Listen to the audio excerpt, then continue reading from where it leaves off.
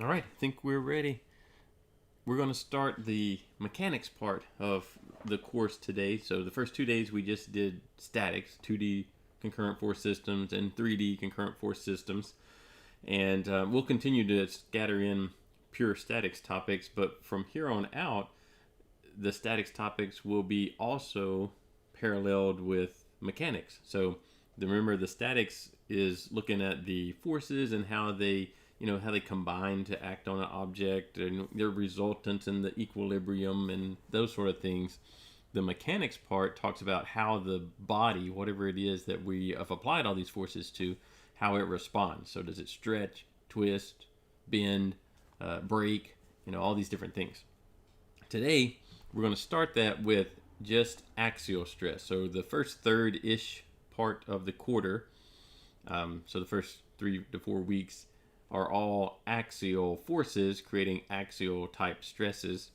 The middle will be flexural or bending. So now instead of stretching out an object, it's going to bend the object. And then the last third, we'll have a selection of different topics. And the key topic, I guess, will be twisting. So instead of stretching or bending, things are twisting. Let us start. Let's see, where should we start? Let's just start with definition of stress. That's probably where we would be most likely to make some progress. So let's go over here. And in general, so nothing specific, but general stress is going to be defined as the intensity of internal forces. So this intensity, talking about how these internal forces, so we apply external forces, right? And they generate internal forces. I'm talking external and internal to some sort of body related to our free body diagram that we talked a little bit about before. And so the intensity of these internal forces is what we're talking about with stress. And a general equation for stress is going to be these internal forces divided by the area that they act on. So there's some sort of cross-sectional area. This area we're talking about is a cross-sectional area. So if you're not certain what cross-sectional area means, let's go to SolidWorks for a minute and look at what cross-sectional area would mean. Let's just make a circle. So something very simple. Doesn't even matter what size it is. It does matter when we're actually calculating stress, but for what we're doing here, it doesn't matter. Let's make it longer. Something like that. So we just have this little pin or rod or whatever we might call it. And if we wanted to look at its cross section, there's several different cross sections. So in fact, I have a little cross section tool right here. And here's one cross section. It looks like a rectangle. If we were talking about forces that were applied perpendicular to this cross section, kind of in the direction that this arrow is, then we could talk about the stresses on that cross section. For what we're doing now, the forces that we're going to apply, the axial forces, the external forces, are along the longitudinal axis of our parts that we're dealing with. And so we're really talking about more like this. I don't know if I'll get it exactly. Oh, I guess I could type in 270. There we go. Now, the cross section for this is just a circle. This arrow is perpendicular to that cross section, and that arrow could represent some kind of internal force. If it was this direction, this arrow is pointing away from the body, so that would make it a tensile force, and that the stress caused by this internal tensile force would be the magnitude of this force, this arrow that I've got highlighted, divided by the cross-sectional area of the circle that can't really see this, but it's the same diameter as this circle, right? There's just our circle, the cross-sectional area. So that's what we mean by cross-section. That's what we mean by, yeah, we don't need those changes. That's what we mean by forces, internal forces acting on an area, a cross-sectional area. Those are some of the terms that we have to deal with. Now, in the real world, actually, let's go back to SolidWorks. In fact, in the real world, let us let's just use this sketch again and extrude it to be a cylinder like it was. In the real world, when we apply forces to this, things are not as uniform as what we're going to deal with in this course. In this course, we're talking about things like average axial stress, or you might call it normal stress. And the normal meaning that force that we looked at is perpendicular to the area that it acts on. So that's that kind of normal. So we're dealing with average stresses, average normal stresses, average axial stress. All of those are kind of the same term for the thing that we're talking about. Near the end of the quarter, we will look at, well, in the real world, these stresses aren't evenly distributed everywhere. And there's peaks in low or less stress and high stress in different parts of the body.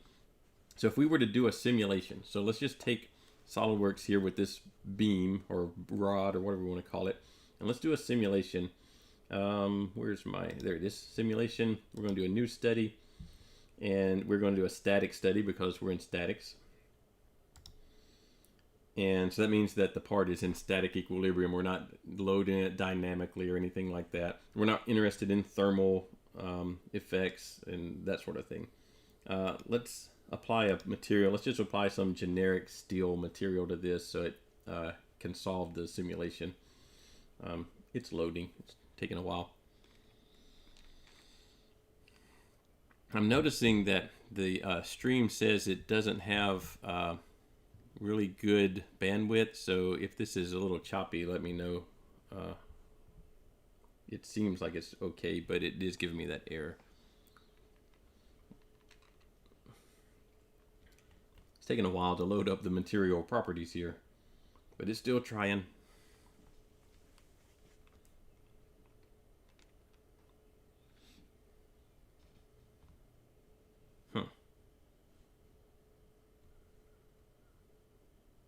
Well, what I wanted to do is a little static simulation of an axial force on this short rod that I don't even know what dimensions I put on it. Just, you know, we just kind of picked them randomly. But if I can't apply a material, then we won't be able to do that. Why don't we let SolidWorks think for a while, and we'll come back to it, and hopefully it's opened up the material manager. Oh, well, there we go. As soon as we tell it that we're about to leave. So we'll just do this alloy steel just as kind of a generic steel property for this material. Let us fix one end. Let's fix that end entirely. And let us put an external force on this end. Let's make it go the opposite direction, so it's in a tensile load. So we're going to reverse direction. Let's put, I really don't know how big this thing is. I didn't pay any attention to what units. Let's put 500 pounds on here. So we have 500 pounds of tension here. These green arrows are showing that this part is locked down and it's kind of welded to a wall or whatever. So we're pulling this with 500 pounds. Let's do mesh and run. It shouldn't take very long to simulate this thing. And there we go. So you can kind of see the way that it's loaded here. Got these peak stresses, so the different colors represent different stresses. And we've got these peaks around here where we've welded it to the wall, basically. And green most everywhere else. You can also kind of see that there's a little bit, maybe if I exaggerate the deformation scale, you can tell better. Let's go to these settings. And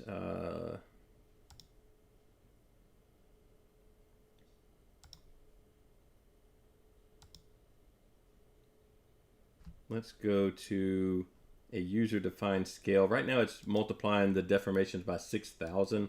Let's make them 10,000 greater. So this is 10,000 greater deformation, so we can see a little bit better. So you can kind of see how it's stretched out a little bit, and it's narrow right here. We could go through and animate that, and you could see it a little better. But I think you can see that it's not the same thickness. You can kind of see this gold-ish colored outline is where it started, and now it's stretched out. So in this course, we're ignoring all of these effects. We're ignoring the shrinking of this diameter here. We're ignoring the fact that it's stretching. And again, this is exaggerated 10,000 times to see what even would possibly happen. But we're ignoring all of those effects. And what we're calculating when we calculate a stress in this class is going to be this average. You know, see how most of it's all green? It's going to be these average stresses.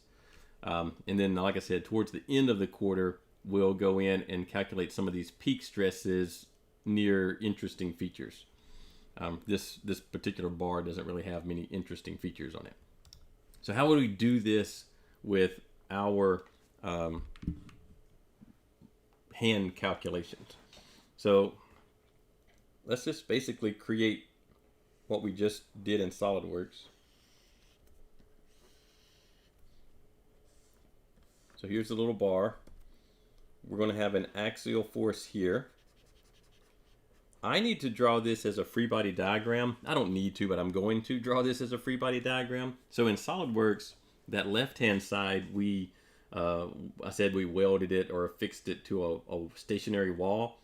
Instead of doing that, what I'm going to do is I'm going to just show a reaction force that represents that connection. Remember, we need free body diagrams, so we need this body to be free out in space, and I need to replace all the connections that it had with forces.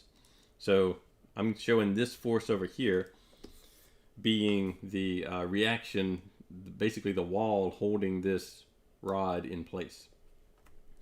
Now this, what I've drawn here, let's put some units and dimensions and everything. I put 500 pounds here. And that would mean that this one would also need to be 500 pounds. If you're not sure of that, then just take a minute and think of summation of forces in the x direction equals 0. If that equation is not true, then this body would be translating in the x direction, and it was welded to a wall. So I know it's not translating, it's not moving in the x direction, so there has to be something, which is, this is the something, that holds it onto the wall. Now,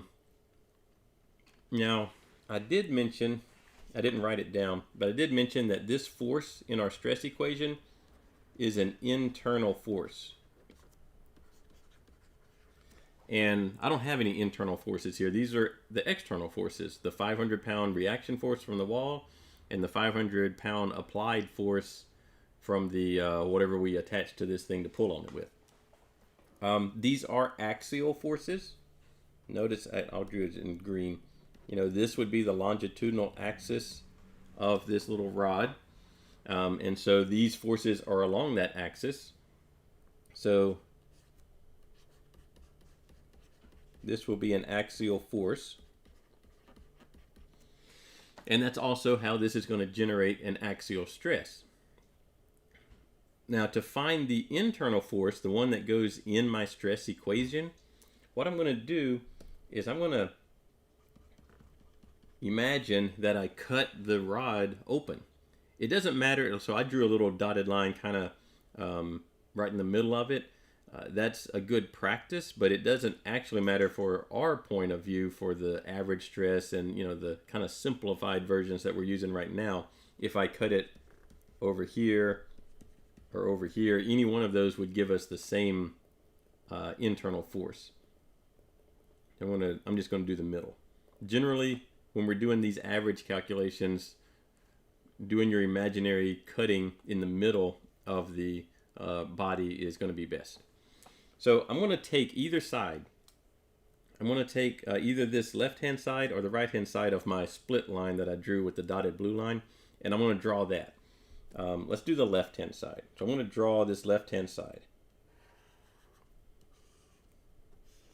And then, you know, we've cut it open right here. So this area, that's the area that the force is, this internal force is going to act on. I do have this force that was the reaction force from the wall, or you know, however it was attached to that wall.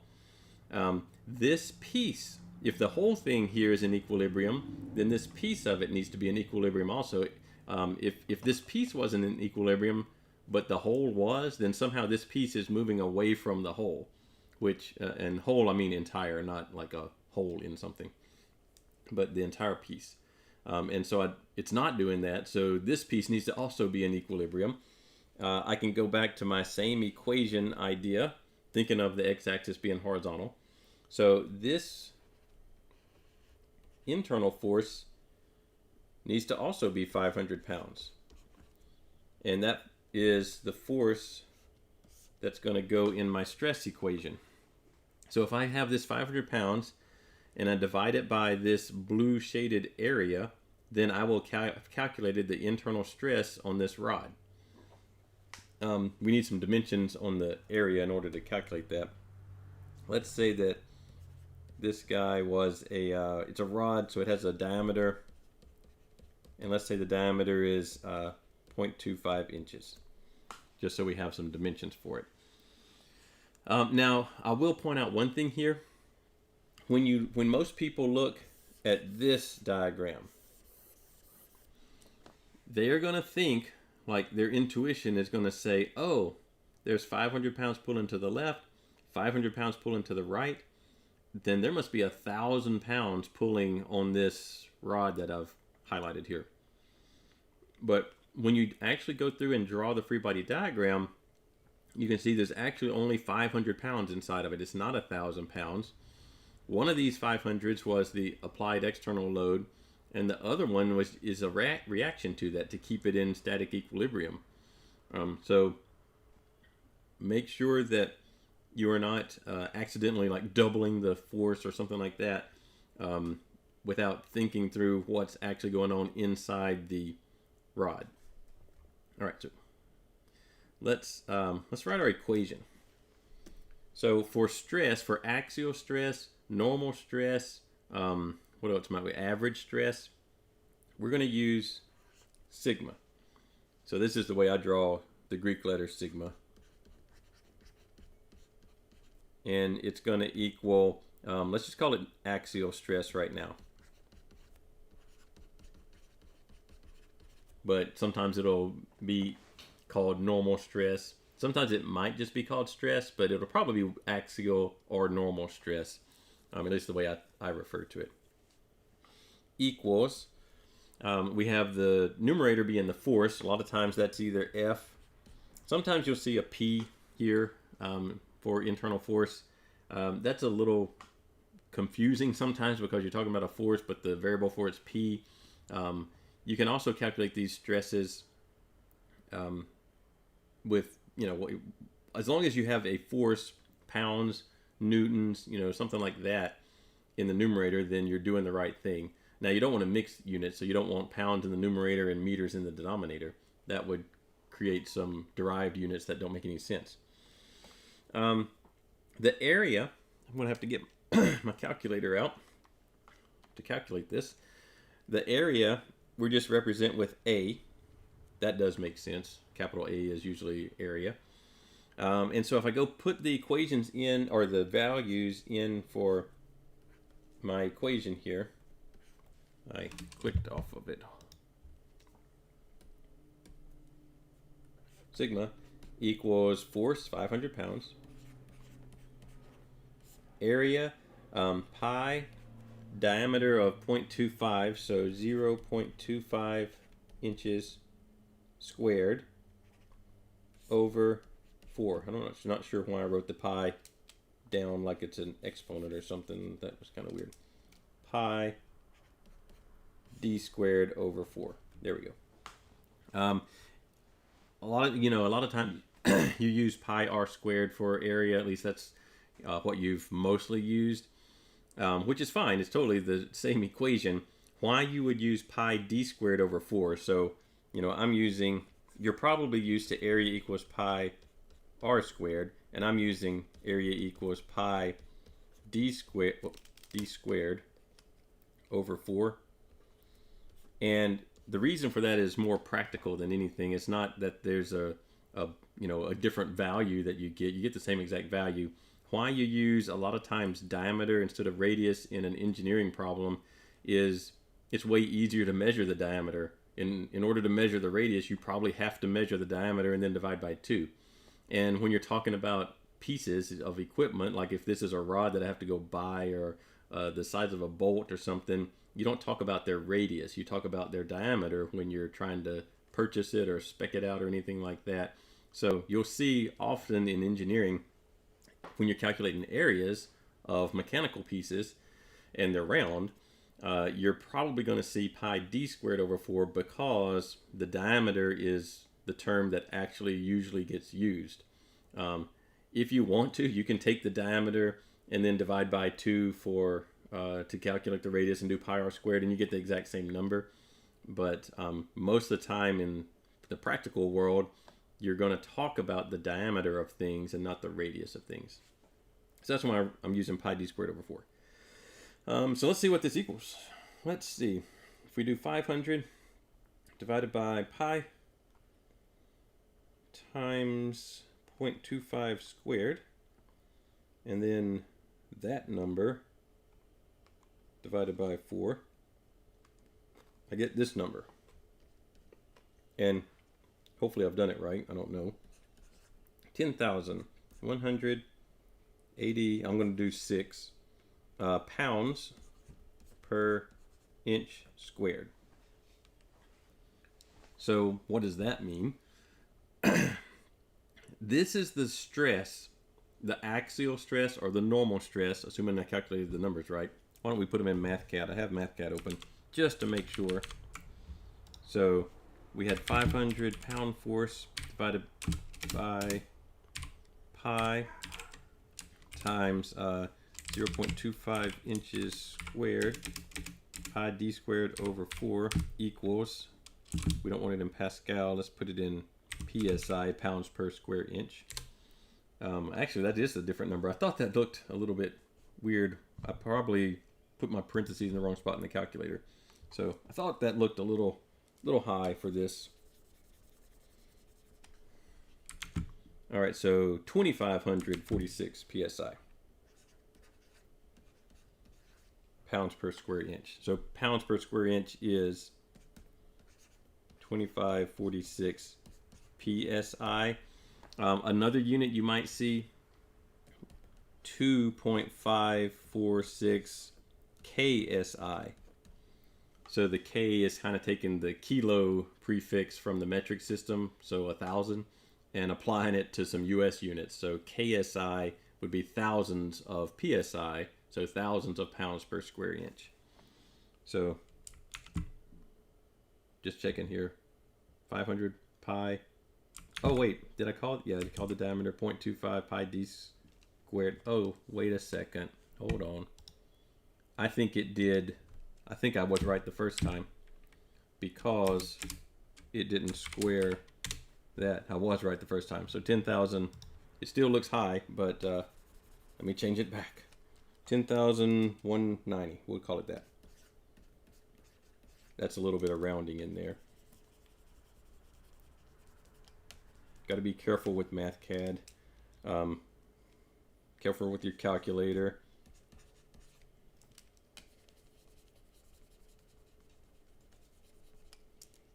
Check things more than once. 10,000, let's just do 0.2 KSI. So what I do with this number. So this number is the stress, internal stress in this rod. And all materials have a strength. And sometimes you'll hear this class called statics and strengths of materials. And so this is what they're talking about is the materials have different properties. So a steel is going to be stronger than an equally sized bar of aluminum. And both of those are going to be stronger than an equally sized bar of most plastics and so forth. And so all these materials have material properties. One of those material properties is its normal strength, or maybe its ultimate strength. And you can get values for those properties by looking in various charts. So right at this moment is probably not the time that we need to go and try to figure out where to get these material properties. But let's just say, well, in fact, when we were in SolidWorks, that was what we were trying to do, right? We were trying to apply a material, this generic steel, to our bar so that it had so that SolidWorks knew what its material properties were. So let's say that you have a material property called sigma U. I've spelled it out here for ultimate. So this is the ultimate strength of the material.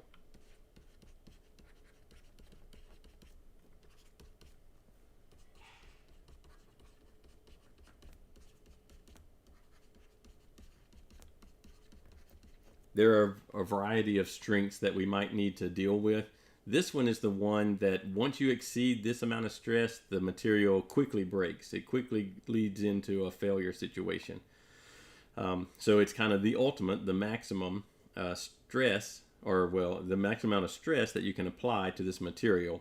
And this is the strength. So you do have to keep these terms separate. So you have stress, that's the actual intensity of internal forces. That's what's going on in the part.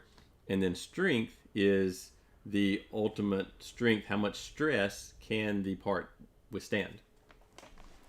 So let's say that ultimate stress for a steel, a lot of steels are somewhere around 60 KSI. Remember, 60 KSI would be the same thing as 60,000 PSI. So what this would say is that we put 500 pounds on this little 1/4 inch diameter rod, and it has somewhere around 10,000 KSI of stress in the rod now. It has a strength of around 60,000 KSI, or 60 KSI, 60,000 PSI. So we would say that we have a factor of safety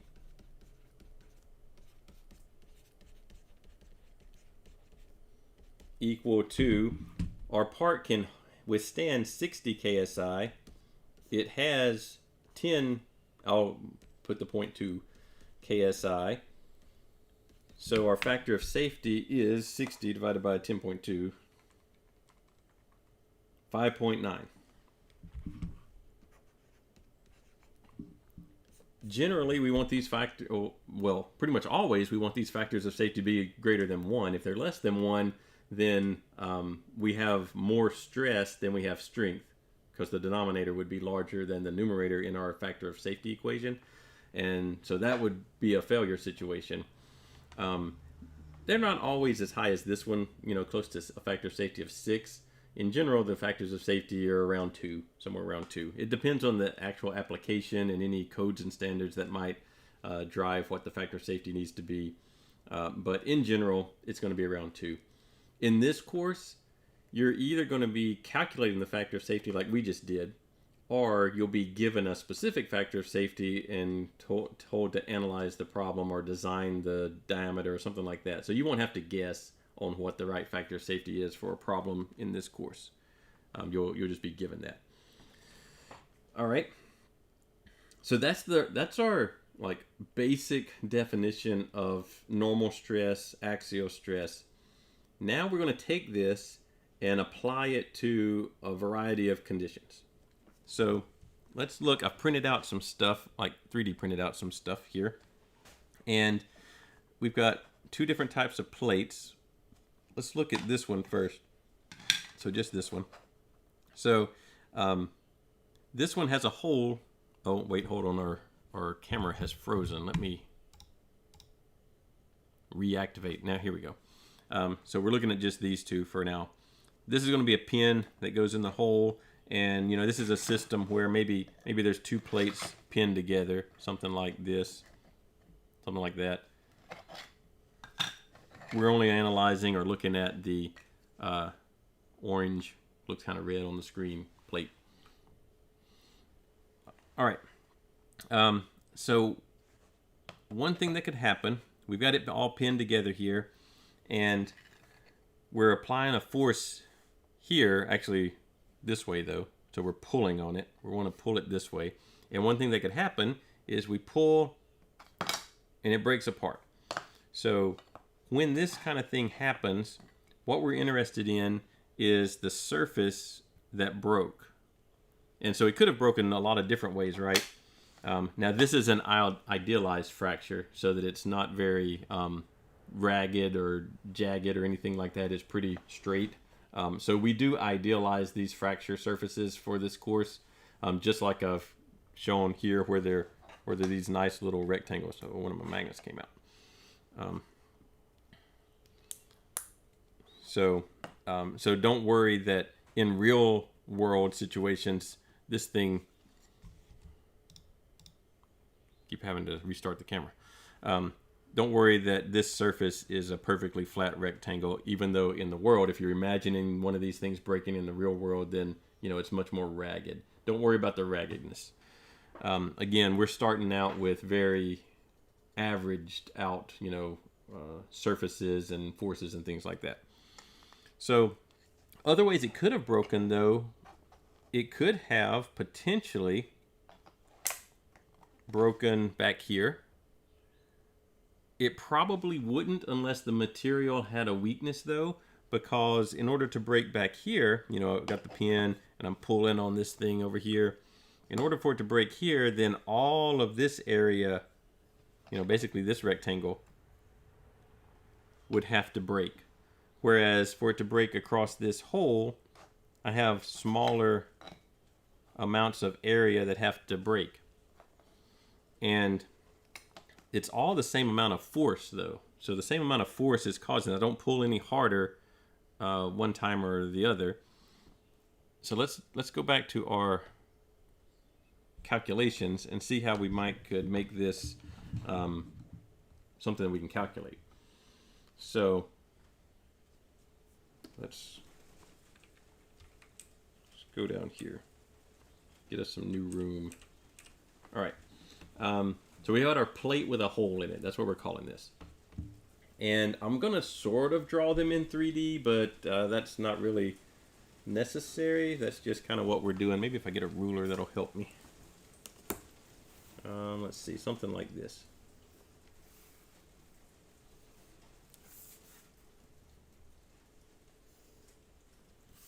All right, so this is going to be the plate, and it fractured across, you know, here somewhere. There's a hole in there that we'll have to kind of sketch in. And these surfaces are where it broke. We were applying a force. Now, again, I was holding that with my hand and had forces, you know, kind of all spread out over here. We're going to simplify that external force into just a single axial force. We'll call it F. I don't know how much force I was actually applying. And so this piece, even the broken piece, because we don't actually want things to break, we want to, you know, them to operate somewhere where they don't get all the way to the point of breaking. But we take the idea of the broken part, what it would look like if it broke, and design to where that's our upper limit. We don't go above that. And then maybe even we make sure that there's a factor of safety of 2 or whatever in that situation. So here, this force F would be counteracted here and here. So in my setup,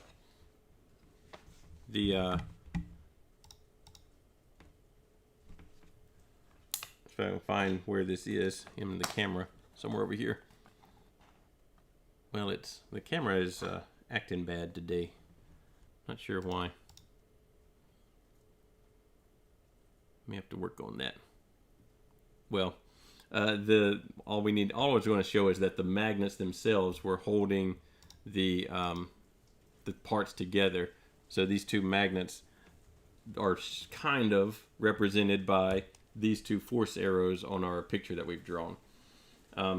The other thing about these two force arrows is that we're assuming that half of this external force F is applied to each one of these sides of the hole, on either side of the hole, on this surface area here, the one that I shaded in on our drawing.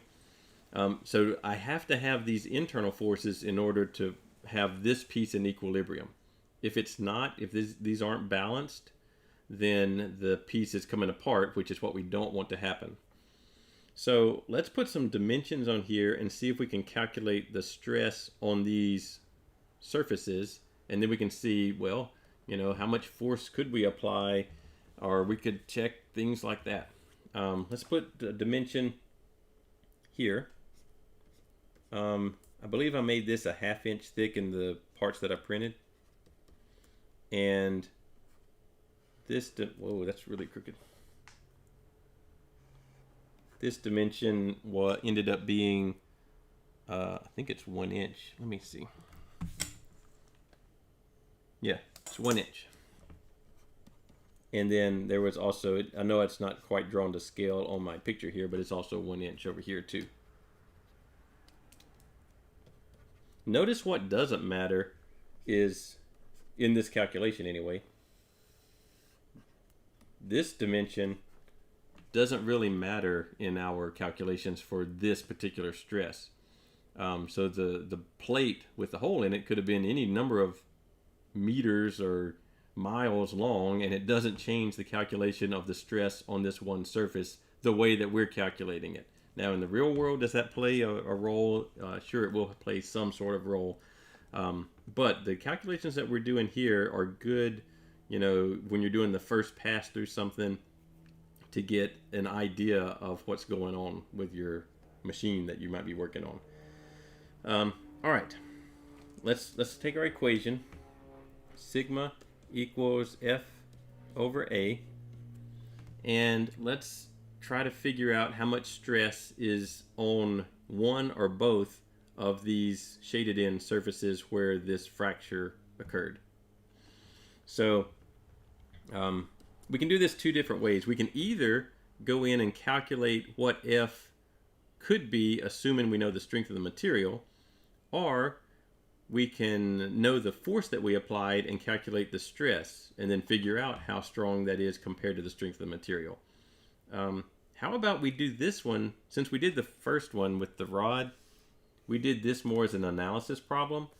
Let's do this one more as a design problem. So let's say, before we get into writing our equation, let's say that we have this setup and our ultimate strength is equal to, I think I used 60 KSI. Now this 60 KSI number, I'm completely just generating that from thin air based on kind of this average idea of steel. We'll look later at how you might find a real number for the 60 KSI. So don't worry about where it came from right now. I just chose it. Let's say we want a factor of safety in our design equal to 2.5. So these are given values.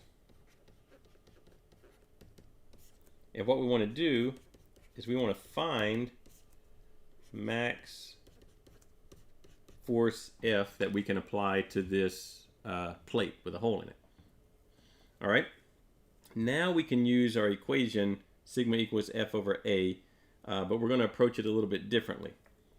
So sigma equals F over A. We have the maximum strength that we're going to allow, 60 KSI, except that we want a factor of safety of 2.5.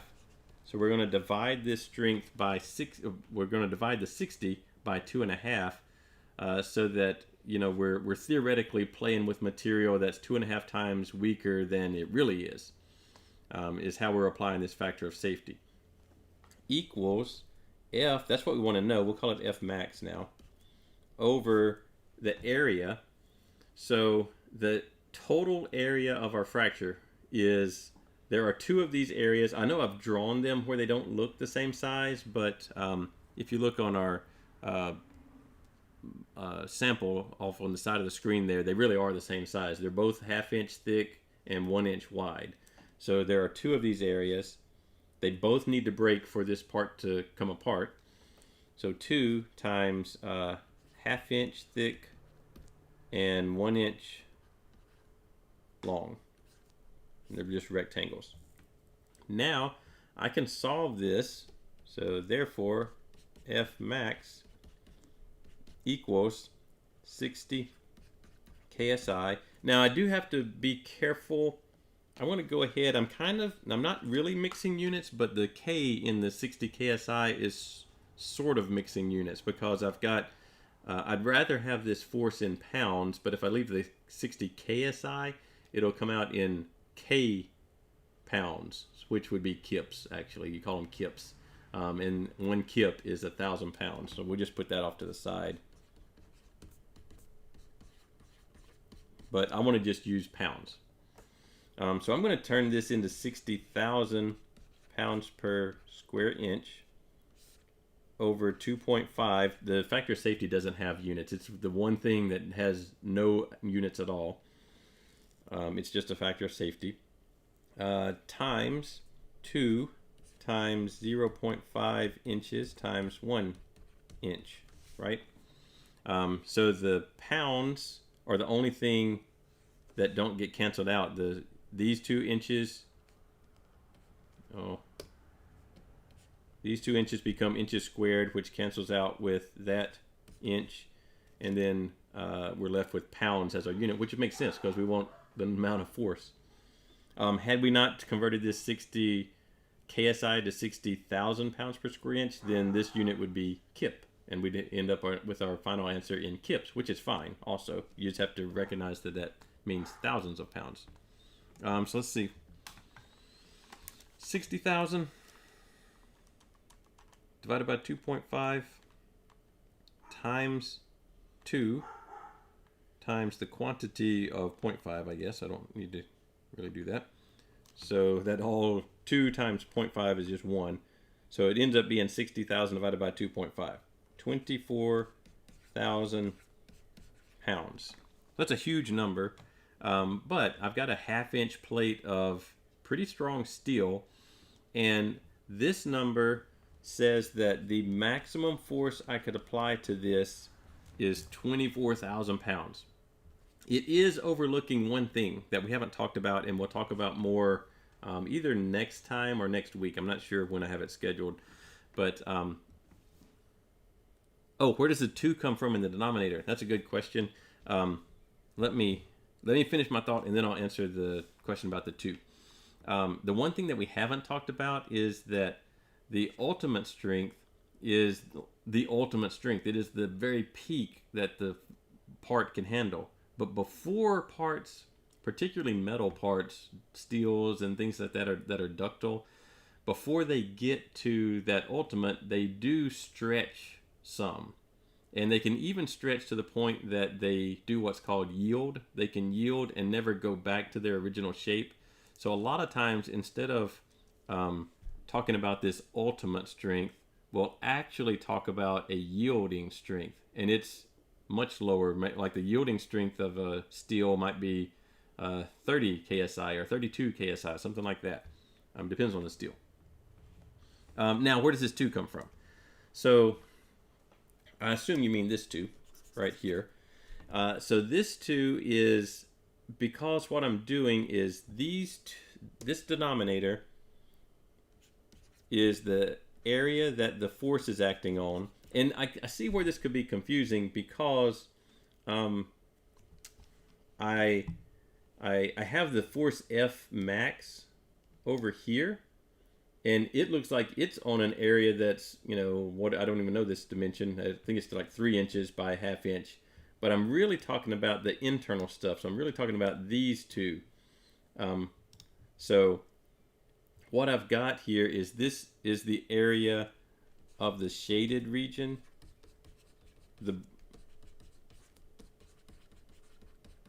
And there are 2 of them. There's one on the left side of the hole and one on the right side of the hole. So it's one thing that is 1 inch by 1/2 inch plus another thing that's 1 inch by 1/2 inch. So instead of just writing them out as 1 times 0.5 plus 1 times 0.5, I did 2 times 1 times 0.5. So that's what this is. This equation here is the same thing as 1 inch times 1/2 inch plus 1 inch times 1/2 inch, which is the total area, here, where the internal forces are acting. So maybe it was confusing that I wrote F max here, because F max is the one you're thinking of as being applied to the outside of the plate. But if I write F max here, then this is also F max. It's just only half of it, and then the other half of F max is on the other side of the hole. And so that's kind of where that 2 is coming from. Hopefully that makes it make more sense. When we're doing these stress equations, the area, the denominator, is the area that we're imagining to be broken. So it's not one of these external surfaces. There's one case where it's an external surface, but we'll get to that later today. Most all the time, it's these internal surfaces that we're pretending are potentially fracture sites. So right now they're green. I've shaded them so many different colors. So right now the internal surfaces that we're talking about as being the area in our stress equation are shaded green. All right. Let's, just for the fun of it, since it's not that terribly hard to do, what if it didn't break right here? What if, we thought that it was going to break back here?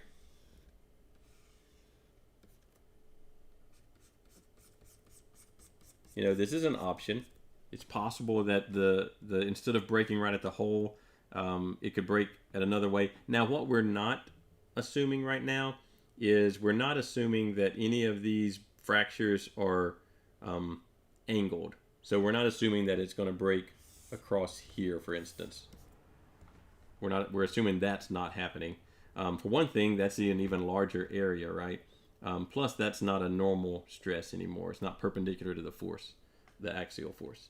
But this would create a normal stress. There's that blue plane that I drew is perpendicular to the force, and the difference would be all of this equation would stay the same. Force divided by area. We still have our 60 KSI of ultimate strength. We still want our factor of safety of 2.5. We want to calculate F. The area now is that blue area, which is, you don't know it, I didn't write it, but this is also 1 inch. So the whole bar is 3 inches wide, the whole plate. So the area here is 3 inches times 0.5 inches, not 1.5. The thickness of the plate was 1/2 inch. So we have a larger area. So we should have even more force that larger area can support. So in this scenario, F equals 60,000 pounds per square inch divided by our factor of safety with no units times our area, 3 inches times 1/2 inch. So let's see what that number is. 60,000 divided by 2.5 times 3 times 0.5, 36,000. And that's the reason why we don't think that this is the place it would be likely to break, because we have this idea that we can apply this force over here, but as soon as we get to 24,000 pounds, from this calculation down at the bottom, it's going to break on the green cross section. Even though it might break on the blue cross section, but when we're talking about breaking on the blue cross section that I drew, the force that it takes to do that is 36,000. So it would have already exceeded the 24,000 that would cause it to break on the green cross sections. And so you kind of have to mentally go through and figure out, all right, where's the most likely place that this part is going to break? And everything being equal, there's not a reason that this part has a weak spot on the blue plane. So, there could be some reason, but in our sample here, there's no reason that it's weaker there. So the most likely place for it to break would be at the smallest area, which is on either side of the hole. That's where the area that has to support this external force F max is the smallest. And so that would be the weakest part of the plate. Okay, you might think, well, it could break in totally different ways, and that's right. It could break in a totally different way. Let's see if we can look at one of the other. I've got two other ways that it could break, if I can get the camera to cooperate. At least it's on. There we go. So that's what this one's going to show us. I have to put my magnet back in there. So let's say it doesn't break this way. So we've got this potential where it break. Wow, camera is really. I may have to get an alternate camera set up real quick. I think I have one that we can use. Actually, I know what I can do. I can just, well, and next time it stops, I'll switch it over. So we know it could break this way, but what if it breaks this way? What if it rips this part out? That doesn't look like the same failure at all. This piece does not at all look like this piece.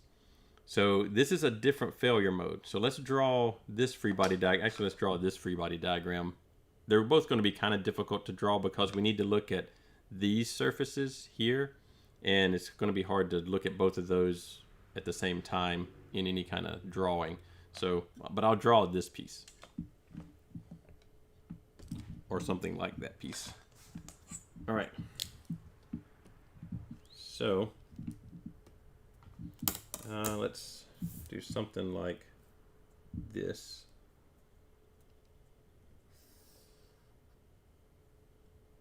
And then we'll come down here. And then maybe here.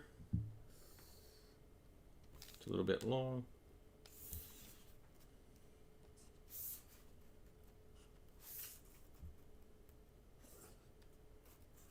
That's fine.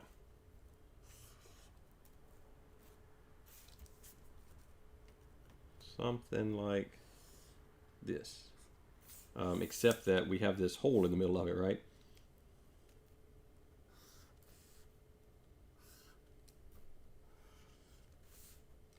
And this.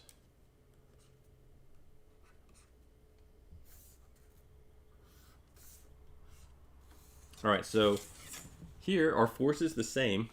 We still have, wow, that's really shabby looking.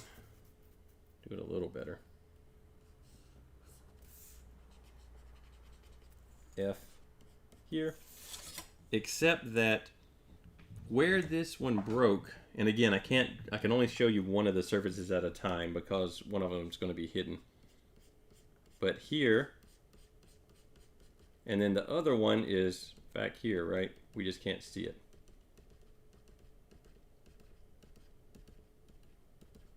Back there. So those are the two surfaces. They're not perpendicular to the force, are they? You know, the force on here looks like this. And I did draw these on purpose with only half an arrowhead. This one looks like it has half an arrowhead too, but let's fix that. These are what's called shear forces.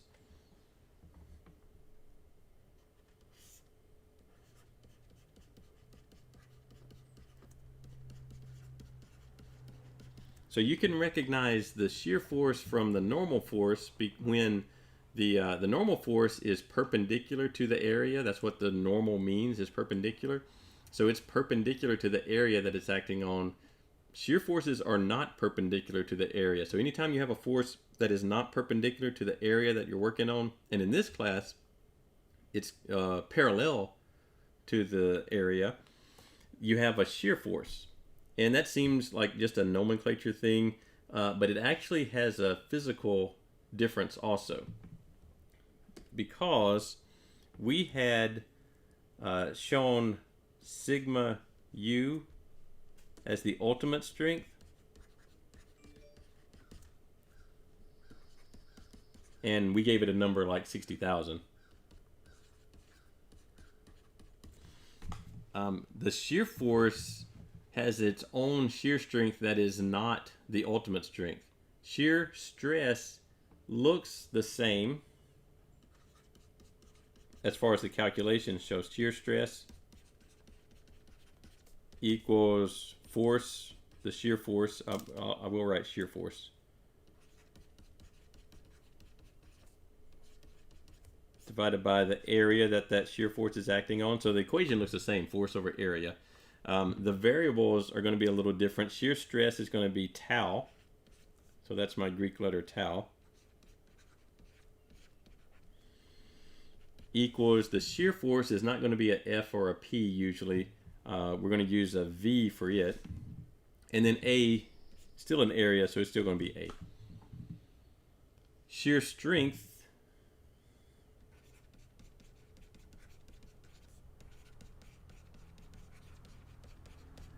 is equal to tau, tau something. And we're going to calculate tau. So when we look up these numbers in a chart, there will either be a number listed for shear strength, or it will have a symbol, or maybe just be blank or something like that. It won't have a number there. There are different theories for calculating shear strength based on the axial strength. And we're going to use the very maximum shear strain, so the very simplest version of the theory to calculate our shear strength. So tau is going to equal 1/2 of sigma. So if we have tau ultimate being 60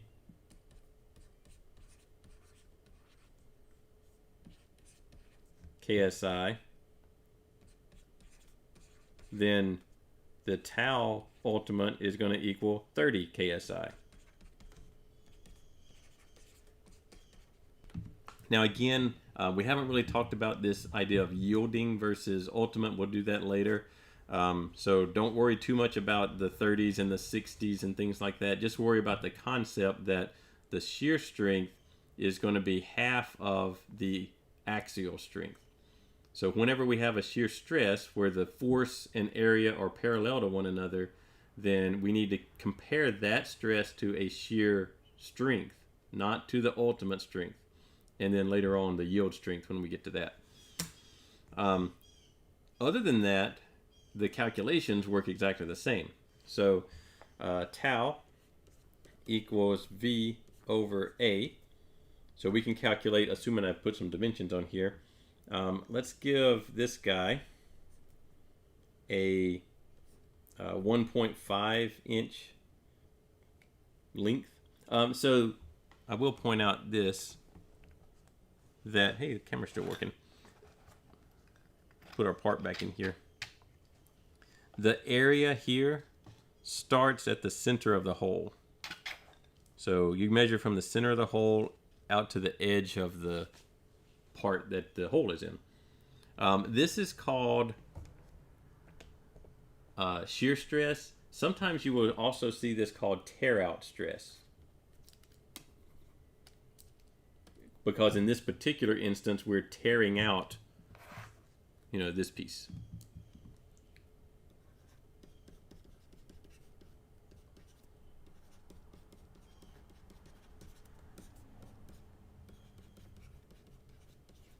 Sometimes you'll see a similar thing called punch out.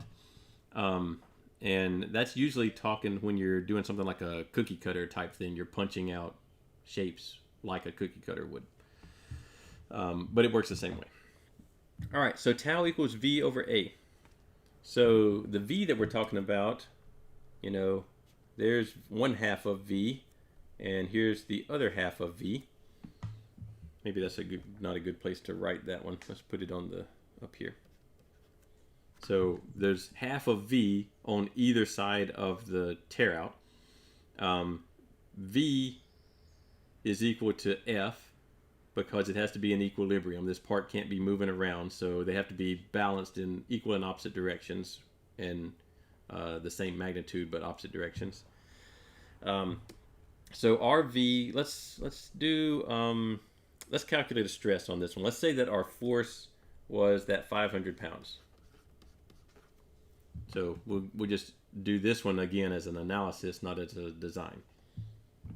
So our V has to be a total of 500 pounds. You could either do one of these areas or both of these areas. They will both give you the same answer. You can write them out both times and confirm that for yourself. But they will both, whether you look at both areas together or one of the blue, I'm talking about the blue areas, one of the blue areas by itself, you will get the same results in the end. So let's do both the areas combined together. So both of them together have a total of V over 2 plus V over 2, which is just V, which is 500 pounds. I guess I could write 500 in here. The area that the combination of these, so that both two blue areas added together, 2 times, they both have a length of 1.5 inches and a height of, I didn't draw it, but it was from the previous one. This height was ½ an inch.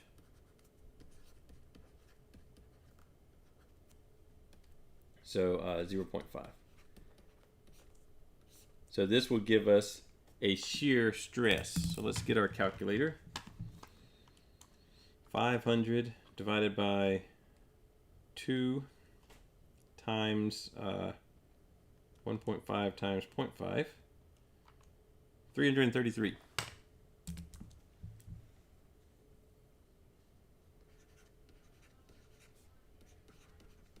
Pounds per square inch. I need to make sure I did that right.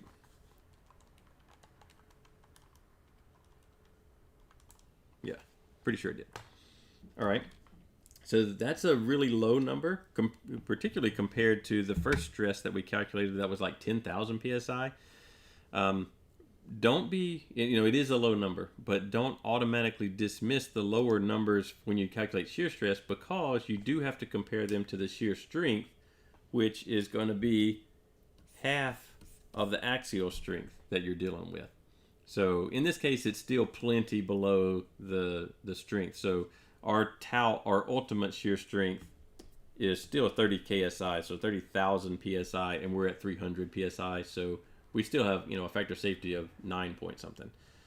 So we're still all right, but don't automatically discredit a lower stress when it's a shear stress, because you have to compare that to the shear strength, not the axial strength. All right. All right. Let's move on. There's one other type of stress I wanted to look at. Camera seems to still be working over here, so let's look at it. Let's go back to this guy. Let's say that you go in here and you pull on this thing and it doesn't actually come apart. So it stays together. There's still another way that it can fail.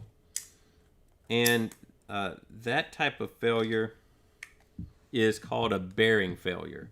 So it could be that it pushes on here to the point that it makes the hole too wobbly. You know, it doesn't actually rip the part off the end. It doesn't actually do this, but it deforms the hole to the point that now your machine is sloppy, or maybe just the pin falls out and it fails. You know, I don't know. But this is a different kind of failure called a bearing stress failure, and the bearing means the surface of the pin is bearing or pressing on the surface of the hole. It could be that it's just two flat surfaces too. That could also, you know, you could imagine pushing a square through a wall. If you pushed hard enough and that square was small enough, you could concentrate all that force and it could just punch through the wall, or punch a dent into it. We're not really talking about any kind of ripping or tearing, but indenting and deforming, you know, that sort of thing. So I'm doing the specific case of the round surfaces because they're a little bit different from just flat surfaces pressing on each other. So this is a bearing stress.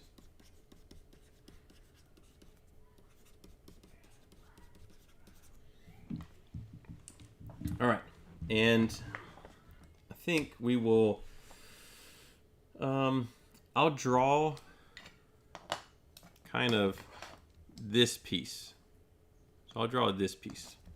Too much red there. Let's get some other color so you can kind of see what I'm talking about. I'll draw this piece, and I'll draw it. I'll draw it kind of like this, kind of like that.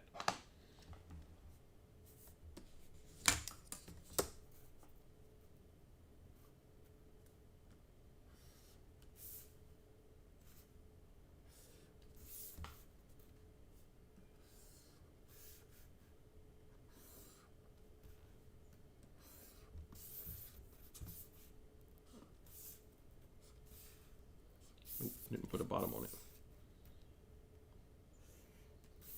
and I kind of messed that corner up. Be fine. And so there's a hole in here, right? So maybe there, and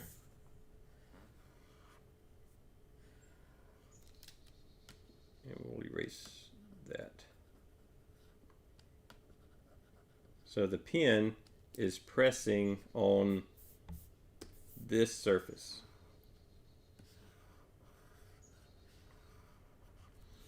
And so it's not a shear stress. It's not a perfectly normal stress, except that the way the pin does press on that curve, it creates a bunch of normal stresses. They're just not aligned with one another, right? They're kind of like this, spread out, and they're not evenly distributed. The highest force or the highest pressure is in the center of this, and then it kind of tapers off towards the edge. And on the back side of the hole, there's none. So how we deal with this when it's a curved surface, if they're two flat surfaces bearing on one another, then you don't have to do this part. It's already two flat surfaces. They're evenly distributed, and that's fine. But when it's curved, what you use is called a projected area. So you take and use this area in your calculations. So that is the projected area. You're projecting that circular hole onto a flat plane.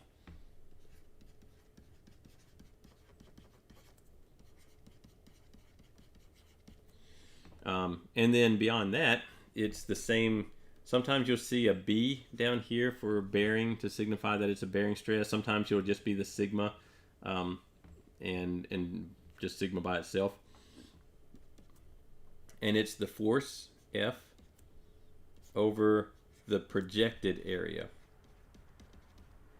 And again, if it's not a curved surface, then the projected area is just the flat surface. All right. We need some forces on here. So in this case, the way I've drawn this free body, the force F is applied to that projected area. Really, it's on the inside surface of the hole. It also happens to the pin too. So the pin itself might be weaker and it could crush or have an indentation in it, and that would also be a failure. In this particular case, we're looking at the deforming of the hole, but it could be that the pin deforms. The other force, the ones that balance this out, are actually right here.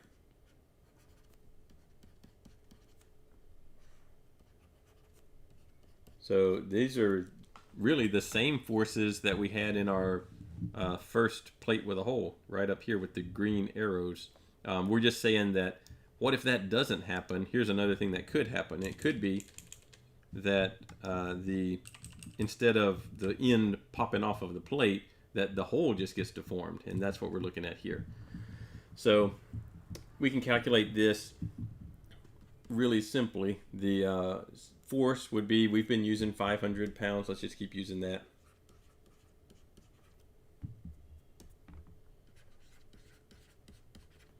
The projected area, we need some dimensions on it. So the thickness of the plate, we've used a 1/2 inch. And we've used the hole, which, well, we'll do it this way. It's not a great way to... 1 inch diameter for the hole. So the projected area is 1 inch by 1/2 inch.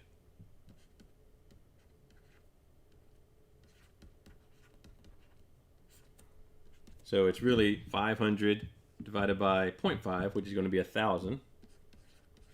And then pounds per inch squared, so PSI. This number you would compare to an axial strength. Sometimes you have a bearing strength that's separate from the other numbers, but in general, unless the problem just gives you that, then what we're going to do is use the axial strength. But we would not use the ultimate strength. So like this sigma u, we would not use sigma u, because we're not talking about the plate fracturing or anything. We're talking about it deforming to the point that it's no longer a round hole. So what you would use is you would compare this number to sigma y, and the y is yielding. So this is the number where beyond this amount of stress, the part has stretched or deformed in some way that it can't go back to its original shape.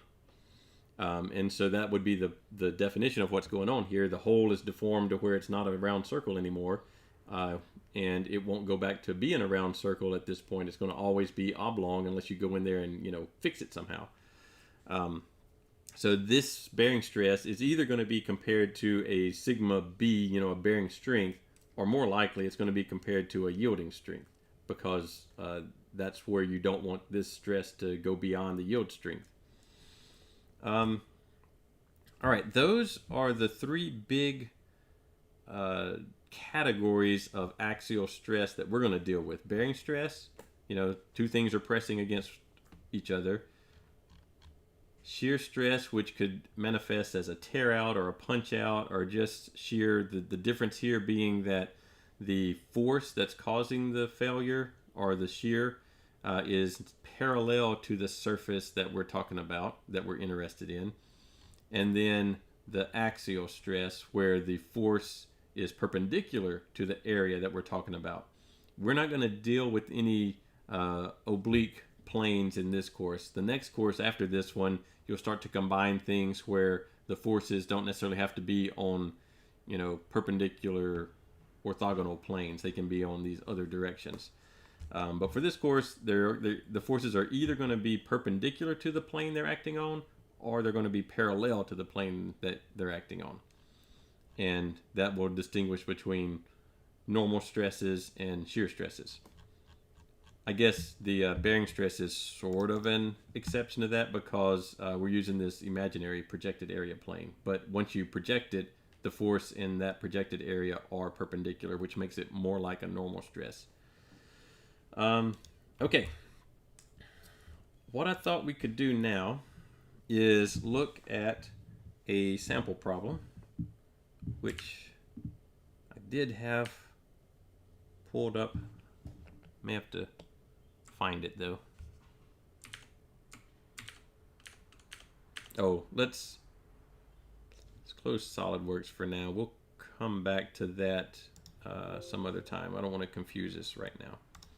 So let's close that one. Here we go. This is one of the optional problems from web work, problem number 8.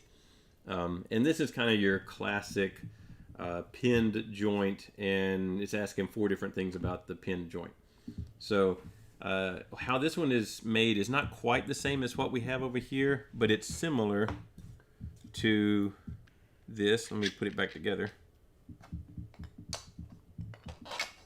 So it's similar to this setup where there's a pin that's holding multiple,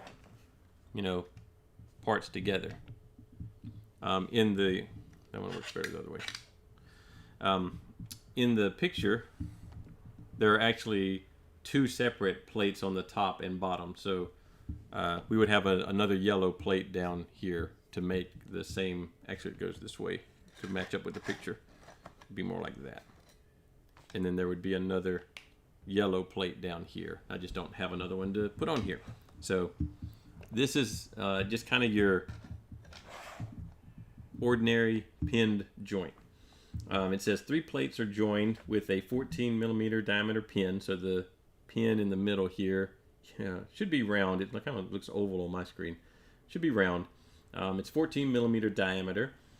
If T1, so T1 is the thickness of the top and bottom plates, is 6 millimeters, and T2, the thickness of the middle plate, is 15 millimeters, determine the maximum load P, so that's this force that's trying to pull everything apart. Notice on the plates, the top and bottom plates, that it's evenly distributed. There's half of the external force P on the top plate and the other half on the bottom plate. And then in the middle plate, there's only one being pulled on to the left, and it has all of the value P. So we're trying to figure out what's the maximum load P that can be transmitted if, and then we've got these 4 conditions. One of them for normal stress, bearing stress, a shear stress on the pin itself, which we didn't talk about. We need to talk about that one. And the maximum tear out. So let us copy all of this and paste it into our stuff over here. Make some room here. There. All right. So this takes one new thing, because we didn't actually talk about the stress in the pin itself, which would also be a shear stress. So this is good that we're doing this one. It takes all of those other things and adds them to the pin shear stress and talks about how much force can we apply to this joint under these 4 different failure modes. So let's do part A. It says the maximum normal stress on a cross section at the pin. So what that means is, a cross section right here, must be limited to 370 megapascals. So instead of having us look up the strength, they're just telling us what the allowable stress is at that point. So there's two things we have to think about here. The top and bottom plates are wider than the middle plate, but they are thinner. So we have to figure out which is going to give us the smallest cross-sectional area. And that will be the one that would fail first. So let's look at the middle plate first. So the middle plate has something like this.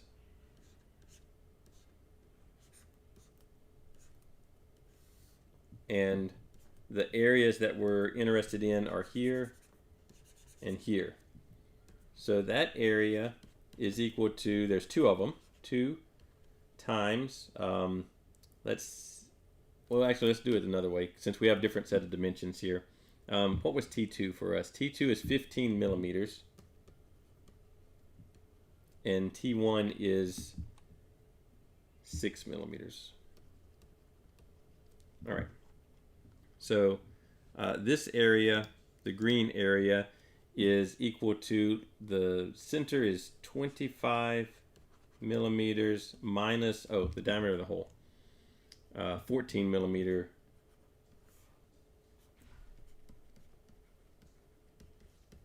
diameter. We'll eventually get all these things written on here. So 25 millimeters, take out the hole in the middle, and then multiply times the thickness of this plate, which is 15 millimeters. So what is that? 25 minus 14 times 15 is 165 millimeters squared. All right. But the other thing that could happen is the top and bottom plates could fail before the center plate fails. So let's look at those. So they're going to look something like this.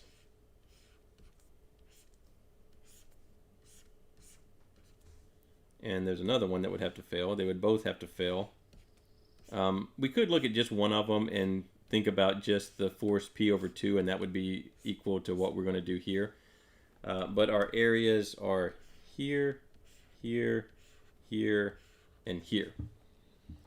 So that total area is the top plates and the bottom plate are 30 millimeters. First of all, there's two of these things.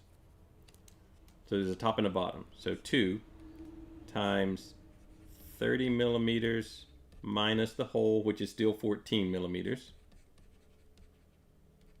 And then times the thickness of these, which is only 6 millimeters. All right, so that number, 30 minus 14 times 2 times 6 is 192. So we want to compare the area of the top and bottom plates total to the area of the middle plate total. And it looks like the middle plate, even though it's thicker, is actually overall a smaller amount of area to support this load. So the middle plate is the weak link when it comes to this axial stress. So now we can take this equation, or well, this area, solve for sigma equals force over area.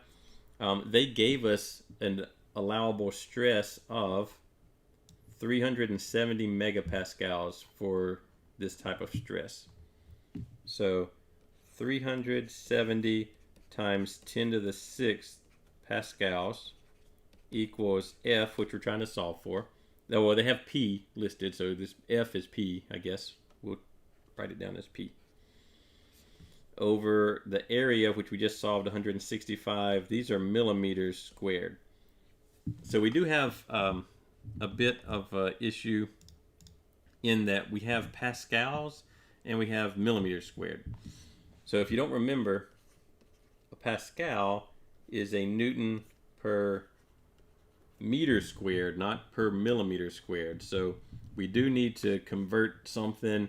Put it in MathCAD, let it deal with the units. You know, we have to deal with these units somehow since they're mixed up. If you want to convert, let's say you want to convert the 165 millimeters squared over to meters squared so that it matches the meter squared in pascals. Let's say you want to do that. So you are tempted to make a mistake here. 1 meter is 1,000 millimeters. And so you're thinking, oh, I'll just divide by 1,000. The problem is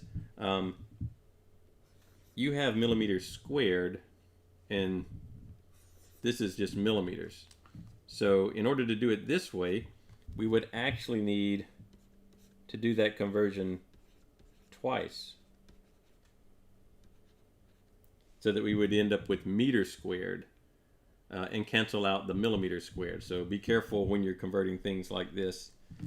So 165 divided by 1,000 divided by another 1,000 is 1.65 times 10 to the negative 4th. We can take that and multiply times our 370 million, and we'll get a force P in the only unit left, which is newtons. 62,040 newtons. A lot of times, instead of writing these really big numbers like 62,000, you will write 62.04 kilonewtons. I don't know if WebWork has a particular, oops, Yeah, well, it has kilonewtons wrote already in there, so we would just write 62.04 and hope we're right. Oh, we logged out. Well, okay. So somewhere I typed some tiny number wrong because it actually is 61. I probably put a number wrong in my calculator somewhere.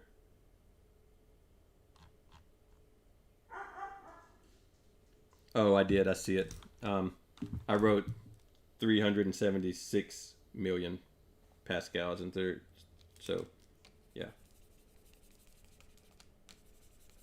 If we do 370 million, I guess I was thinking 370 times 10 to the 6th, and I wrote 376 million. And then we have to multiply that times 1.65 times 10 to the negative 4th.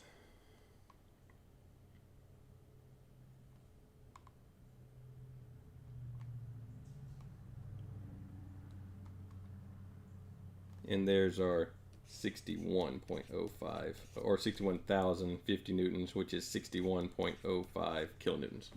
So calculator mistake on that one. All right. Next, the maximum bearing stress between a plate and the pin must be limited to 645 megapascals. All right. So there are, again, two possibilities here. In fact, we can use these same diagrams that we just drew, right? Because we can use this, except for some reason, I'm stuck. There we go. We can use that and paste it down here. And we can also get this one.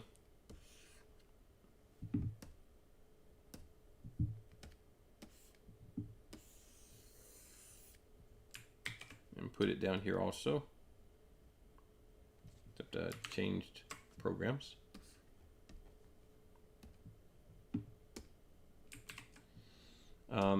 Now in this case, we don't want the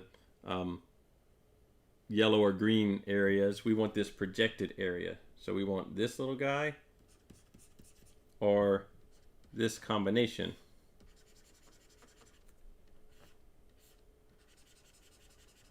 So we want one of those, and we want to find, again, the smaller area. They all have to deal with the same force, P, and we want to find the one that limits that force to the smallest area, because that will create the highest stress. So in this case, let's see, we had our pin diameter set at 14 millimeters. So this is 14 millimeters on either one of our diagrams.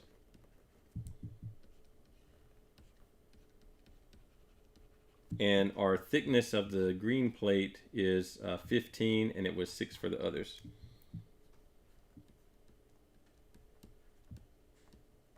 And I have 2 of these, each of which is 6 millimeters.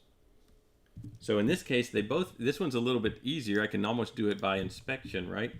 I have 14 times 15 for the projected area of the middle plate, and I have 14 times a total of 12 for the projected area of the top and bottom plates. So the 14 times 12 is going to be a smaller total area than 14 times 15. So I'm going to use the top and bottom plates for this one. And what was it limiting us? It was limiting us to 6, so it's a much higher stress for this bearing failure in this problem. 645 megapascals is the maximum bearing stress. 645. So, sigma B equals 645 times 10 to the 6 pascals equals P, how much force can we apply, over the area, which is, there's 2 that are each 14 millimeters by 6 millimeters. So therefore, P for this failure mode equals, let's see, 6, well, let's do our area first. So 14 times 6 times 2. That's 168 millimeters squared, but let's convert it over to meters squared, so divide by 1,000 twice. So 1.68 times 10 to the negative fourth is our meter squared, is our total area.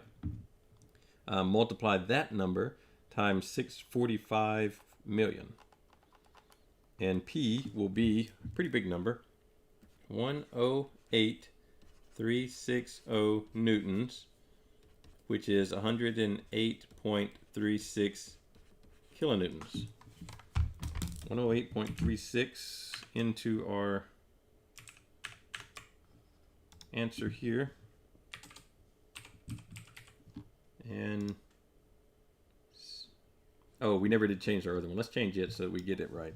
61.05, I think it was. There we go. Got those two right. All right. Let's carry on. If I can find our... There we are. The next one. The maximum shearing stress on a cross-section of the pin.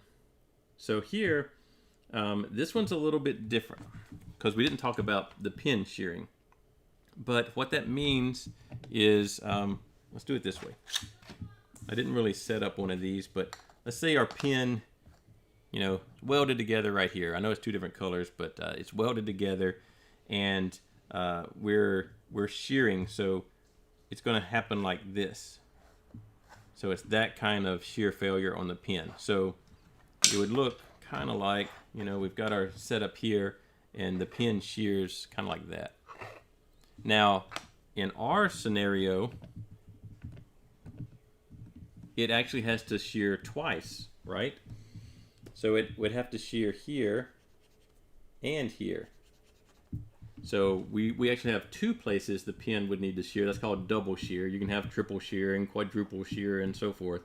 But you're just counting up all the different places that the pin would have to shear in order for the whole thing to come apart. So this one's actually in double shear.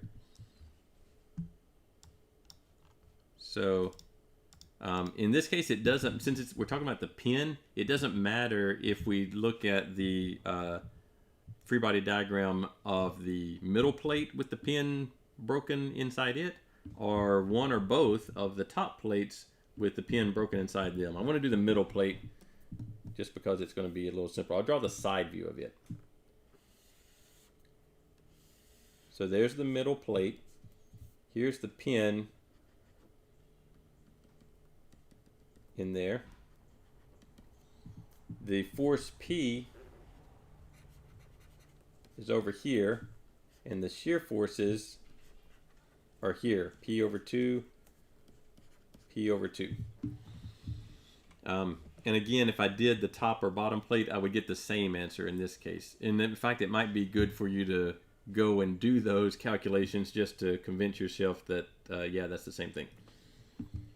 All right, so this is a shear, so I'm going to call tau equals, and I did use P over here, but I'm going to use V for a shear force over area. In this case, it's the area of the pin, and there's actually two of these pins, one on top and one on bottom. Not two pins, but two areas of the pin that have to shear. So our strength, our shear strength, is 259 megapascals. Typically, the shear strengths are going to be lower than any of your axial strengths. So, I forgot what it was. 259?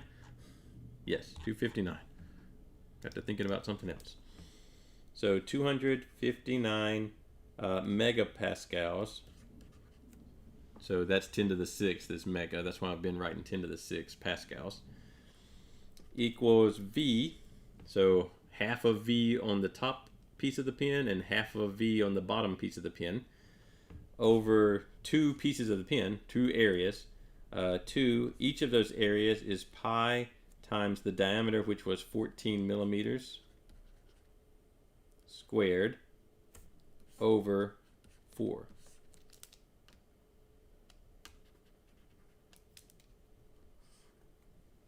So let's do our area first. I've got 14 squared times pi divided by 4 times 2. So our total area is actually kind of large compared to the others. 308 millimeters squared, but we have to divide that by 1,000 twice. to get it to meters squared. There are other ways to calculate your conversions. So if you have a different way that you like to convert these, or you just do everything in a piece of software that handles units, then don't worry with what I'm doing. We take our new area, our converted area, multiply times 259 million pascals, and we get a shear force that's kind of large, V, 739.9 newtons, 79.74 kilonewtons. Let's see if WebWork likes that. Well, yeah, we can see it right there, 79.74, but I'm going to type it in just to get the credit for it. Yay. All right. Last one. And that'll pretty much do our time. So the last one, the maximum tear out, so that's the one like this guy. So the tear out. Maximum tear out stress in the top and bottom plate. So it does specify top and bottom, not the middle one. Must be limited to 212 megapascals. All right. We do have this other dimension that comes into play now, this 18 millimeters. That's measuring from the center of the pin to the end of the plate. So that will give us center of the pin to the end of the plate. It'll give us that dimensions that we need. So 18 millimeters. Why don't we draw the little torn out piece this time?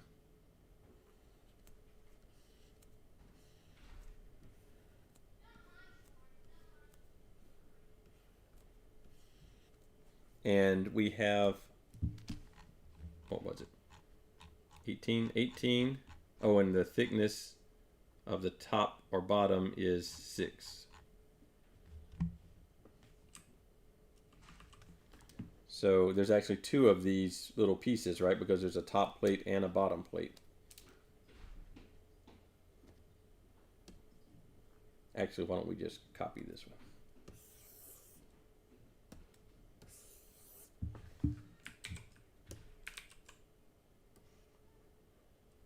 All right. And then the areas are here, here, and then, back there and back there. We can't see those areas because they're on the back side of the part.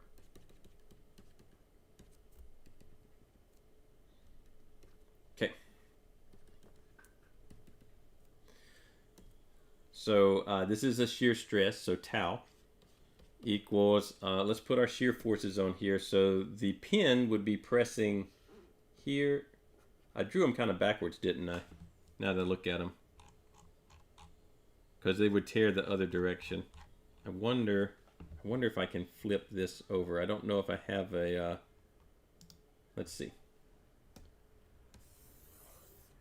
See if I'll have a way to mirror. Whoa, I do. All right. So they're actually going that way.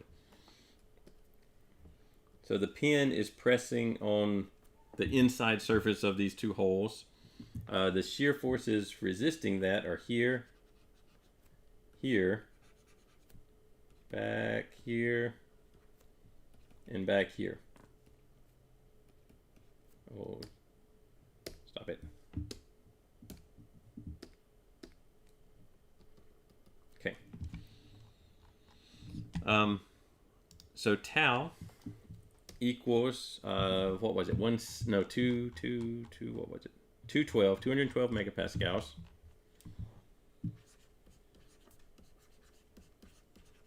Equals the shear force over, there are 4 of these areas. 1, 2, 3, 4. So 4 times, they each have a dimension here. I think it was 18. I'll have to look. Been a while since I'm 18. And they have a dimension here of 6.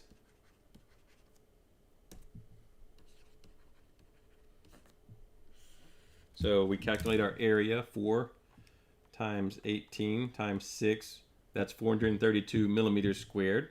We divide all of that by 1,000 2 times. So 4.32 times 10 to the negative 4th meters squared. Multiply by 212 million pascals. And we get a shear force of 91,584 newtons, which is 91.58 kilonewtons, which hopefully 91.58, yes.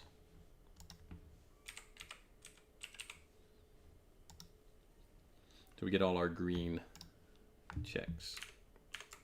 Now, sometimes problems like this also ask, what is the limiting, what's the force that you can apply to any of these? And so we've got 91, we've got 79, and 61. So the limiting factor is actually this one. The 61 kilonewtons is our lowest force before something breaks, and it's the one where the part breaks kind of like the very first thing that we did. It breaks that way. So that's the limiting factor among all of the ones that we considered anyway, as far as which one would happen first, because it has the lowest force before it fails. The others are larger forces before they fail. 79, 91, and it was 61. All right. So that's a pretty thorough introduction, I think, to all of the basics of axial stress.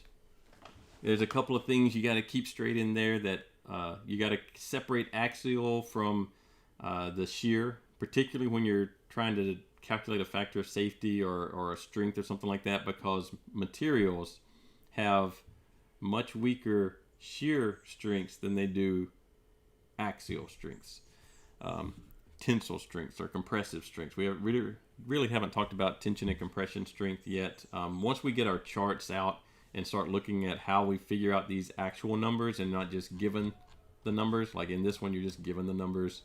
Here we just made up a 60 KSI, and based on that we made up 30 KSI. So we'll next time look at how you actually find those numbers. But I think this will get you far enough to get started on beginning to calculate the stress itself. Not worrying so much about the strength, but just calculating the stress. All right, I think I will be back. Now remember, it's Thursday, so it is tomorrow that we do the next lecture. It's not Friday, so it'll be tomorrow at noon. See y'all then.